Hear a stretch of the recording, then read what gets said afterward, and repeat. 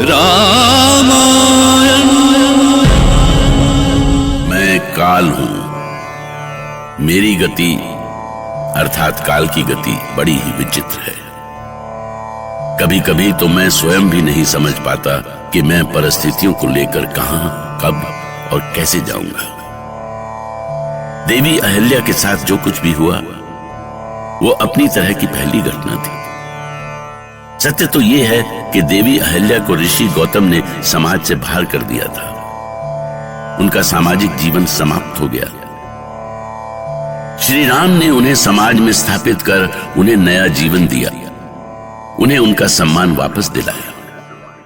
महर्षि विश्वामित्र को मेरा प्रणाम स्वीकार हो। आपकी बहुत कृपा है कि आप इस मार्ग से आए। यदि आप इस मार्ग ना आए होते तो प्रभु श्री राम की कृपा दृष्टि मुझ पर कैसे पड़ती। मैं तो आपकी इस उपकार को जीवन भर नहीं भूलूंगी।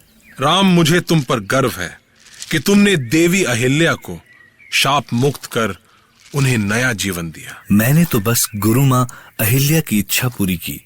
वो जो भी कह रही हैं, वो माँ का स्नेह है। लक्ष्मण, ये आश्रम के बाहर शोर कैसा?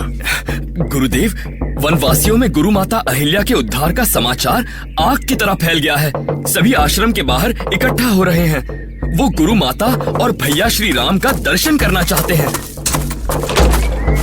हमें माता अहिल्या के दर्शन करने हैं। कहा है श्री राम, हमें उनके दर्शन करने हैं। हमें दर्शन दो श्री राम। अयोध्या नंदन श्री राम की जय। माता अहिल्या की जय। महर्षि विश्वामित्र की जय। आप लोग शांत हो जाएं, कृपा करके शांत हो जाएं। कितनी खुशी की बात है कि देवी अहिल्या महर्षि गौतम के श्राप से मुक्त हो गई हैं, और इस सब का श्रेय जाता है अयोध्या नरेश दशरथ नंदन श्री राम को। अयोध्या नंदन श्री राम की जय। महर्षि विश्वामित्र की जय। महर्षि, हमें श्री राम के दर्शन करने हैं। हाँ, श्री राम के साथ हमें माता अहिल्या के भी दर्शन करने हैं। अवश्य। लीजिए, आपके सामने श्री राम और देवी अहिल्या दोनों हैं। जब दर्शन दीनी श्री राम, दो हाथ जोड़ी कर सबई प्रणाम। तब ध्याए रहे सब नर और नारी, प्रभु चरण राज की आस हमारी। राम को अपनी आंखों के सामने पाकर खुशी से वनवासियों की आंखें छलक आई। उन्हें विश्वास नहीं हुआ कि ऐसे सुकोमल कुमार ताड़का और सुबाहु जैसे राक्षसों का वध कर सकते हैं। वो सांस रोके अपने प्रभु की वाणी सुनने को खड़े थे, और फिर प्रभु राम ने उनकी यह इच्छा भी पूरी की। इस वन में रहने वाले सभी निवासियों और आश्रम वासियों को राम का अभिनंदन। हमें गर्व है कि हम उस पुण्य भूमि में आए जो कि महान ऋषि गौतम की साधना स्थली थी, और उससे भी बड़ी खुशी है कि अब माता अहिल्या फिर से इस आश्रम को नया जीवन देंगी। अब यहाँ पर फिर से यज्ञ होंगे, वेदों की रचनाएं गूंजेंगी, फिर से पक्षी बोलेंगे, हिरन कुलाचे भरेंगे। अब यह आश्रम फिर से उसी तरह लोक कल्याण करेगा जिस तरह पहले किया करता था। अयोध्या नंदन श्री राम की जय। महर्षि विश्वामित्र की जय। सुनो सुनो, देवी अहिल्या कुछ बोल रही है। आज मैं श्री राम के दर्शन पाकर धन्य हो गई। राम मेरे लिए कोई सामान्य पुरुष नहीं है, मेरे ईश्वर हैं। ईश्वर, वो सशक्त देवता बनकर आए और मुझ शिला हो चुकी अहिल्या को नया जीवन दे दिया। आज मैं धन्य हो गई, धन्य हो गई श्री राम। धन्य कियो मोहे दियो, दीनो नव जीवन निर्जन में चरण धरियो, तार दियो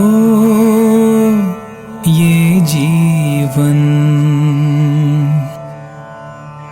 जैसा कि मेरे प्रभु श्री राम ने अभी कहा, ये आश्रम फिर से अपनी गरिमा को प्राप्त करेगा और इसके लिए मुझे आप सभी का सहयोग चाहिए। गुरु माता, आप जैसा कहेंगी वैसा ही होगा। हम सभी इस आश्रम को फिर उसी तरह जीवित करेंगे। हम इस आश्रम की गरिमा की रक्षा करेंगे।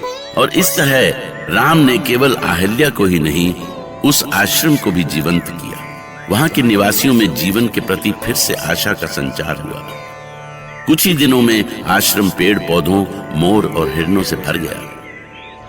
उस स्थान का कायाकल्प करके राम और लक्ष्मण गुरु विश्वामित्र के साथ आगे जनकपुरी की ओर बढ़े। और देखिए कैसा संयोग था कि आगे रास्ते में पतित पावनी मां मंदाकिनी गंगा उनकी प्रतीक्षा कर रही थी।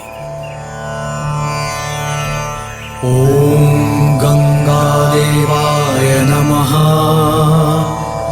ओम गंगा देवाय नमः। गुरुदेव, इतनी विशाल और स्वच्छ ये कौन सी नदी है? जाने क्यों इसे देखते ही मन को असीम शांति मिल रही है। हाँ गुरुदेव, इस जल के बहाव को देखकर ही लगता है कि जैसे जन्मों जन्मों की प्यास बुझ गई हो। वत्स राम और लक्ष्मण, तुम दोनों ने सत्य कहा। ये नदी कोई सामान्य नदी नहीं है, ये पतित पावनी गंगा है। क्या ये सत्य है गुरुदेव कि मैं पतित पावनी गंगा के दर्शन कर रहा हूं? हाँ राम, हम गंगा के ही दर्शन कर रहे हैं। गंगा के दर्शन मात्र से ही मुक्ति मिल जाती है। गंगे तव दर्शनात् मुक्ति। प्रभु राम मां गंगा के दर्शन करते थकते ही न थे। उनका गंगा के लिए ऐसा निर्मल प्रेम देखकर गुरु ने गंगा अवतरण की कथा सुनानी शुरू की। रामायण